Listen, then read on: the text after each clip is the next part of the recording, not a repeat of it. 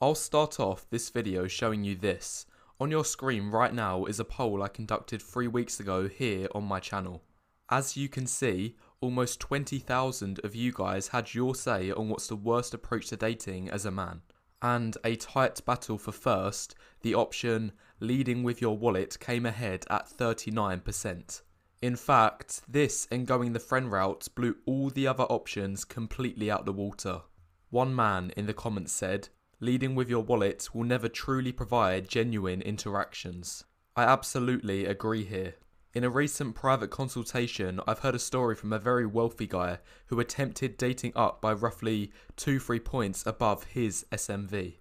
And he was only able to do this by leading with his wallet. And he said it failed, not because of the woman, rather because no matter how much the girl tried to give him what he called the real girlfriend experience, he always knew deep down the whole thing was fake. Anyway, when you put these things together, the poll, the comment, and the TikTok clip, it's clear to see why leading with your wallet is a terrible idea.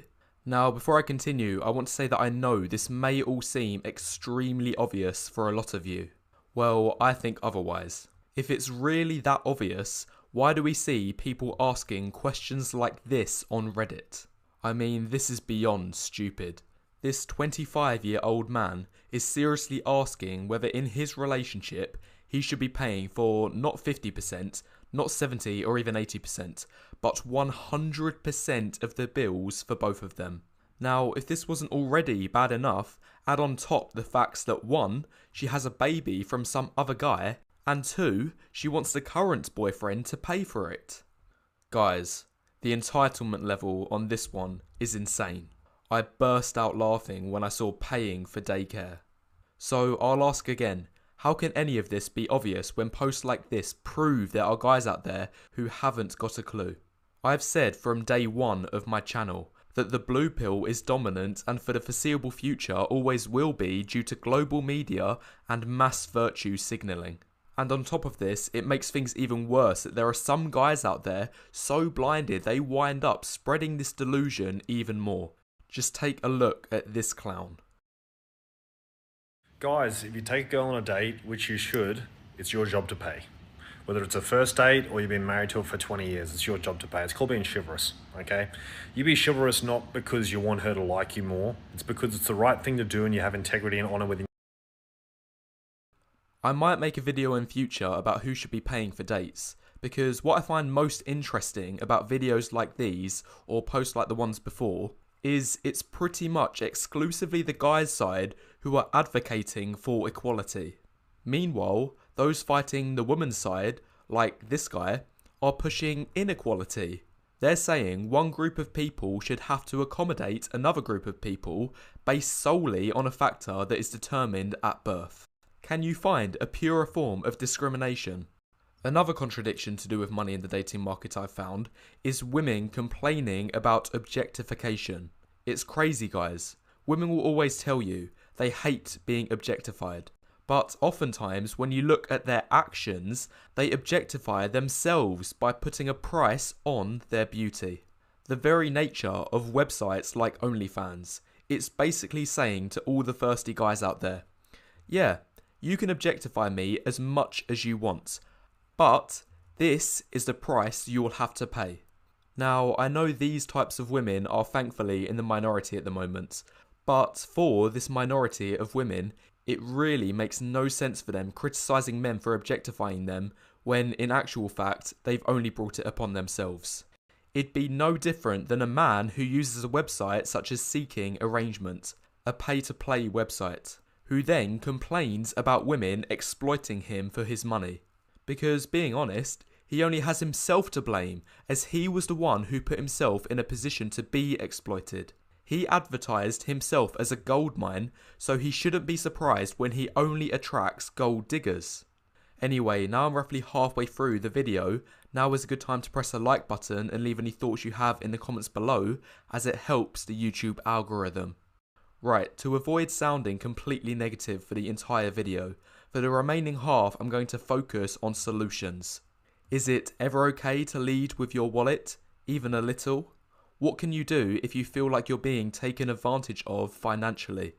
And if the answer to the first question is no, are there still ways you can use or leverage your money in dating, again without taking a direct route of leading with your wallet?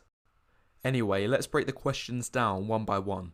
And for this first question, it might surprise you to hear that my answer is actually yes. Here's what I think about how important money is in relationships in women's eyes. The chart looks like this. Now, if you've got nothing, your value is going to be pretty low.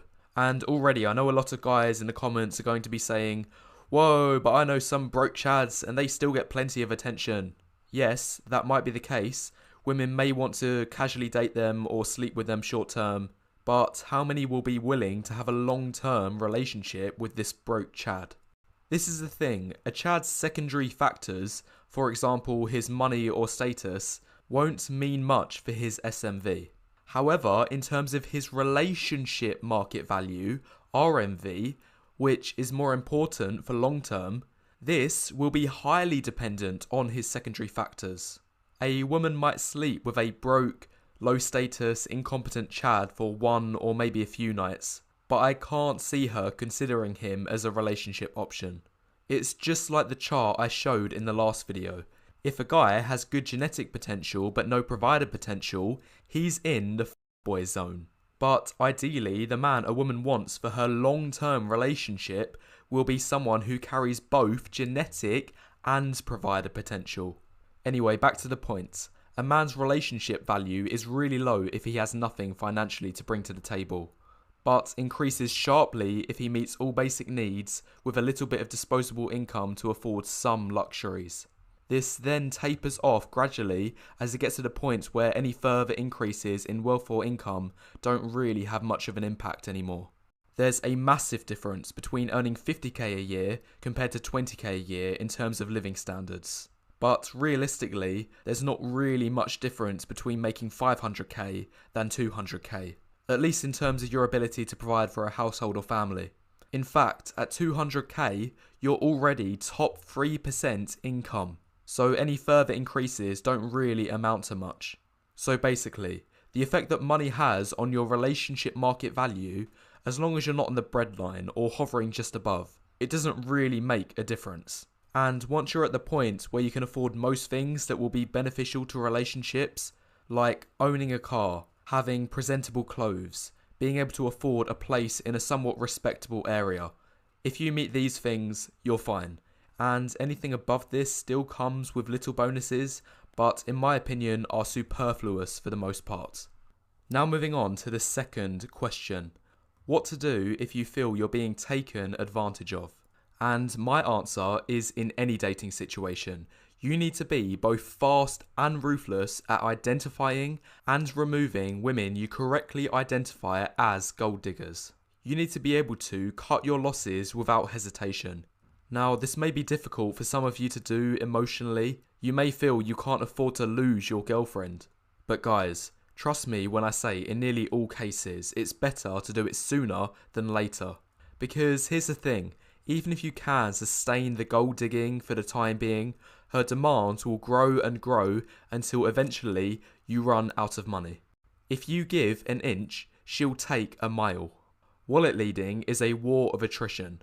And to reinforce this point, just take a look at these guys. You'll see these kinds of stories all over the internet. If you can't pay, she'll take herself and the kids away. Anyway, that's the removing part of the equation. How about the identifying part? What are some of the early signs you are being taken advantage of? Here's a scenario. Let's say you've been on 2 dates with a girl, and unfortunately, you've had to pay for both.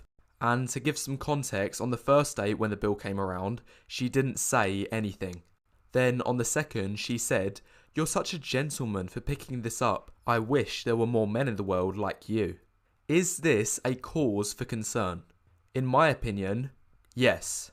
I believe when women say things like this and consistently expect you to pay, what she's actually saying is, my time is worth more than you.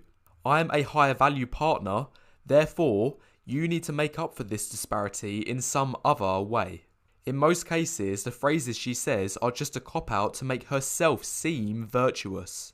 And honestly guys, I can't believe there are men out there that fall for it. But this is exactly why women do it in the first place, because they know just how easily they can get away with it. Anyway, back to the point. My perspective is, if I pay for date 1, and by the second she hasn't at the very least offered, that's where I'll cut my losses, making sure there isn't a third. And it's not even about the money. I don't care about spending a few pounds on some drinks. It's more about the signals I believe it sends. Finally, moving on to the last question. Are there ways you can leverage money in dating without directly leading with your wallet? My answer is absolutely.